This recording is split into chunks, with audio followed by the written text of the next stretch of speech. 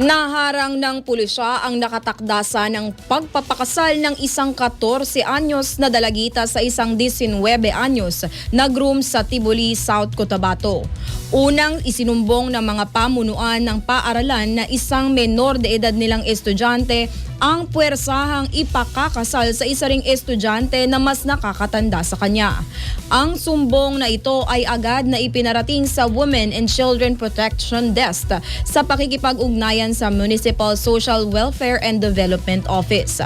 Agad na nagkasa ang pulisya ng rescue operation at sinagip ang dalagita na ngayon ay nasa pangangalaga na ng MSWDO, kung saan naman pinagkalooban siya ng psychological support intervention programs at reintegration services.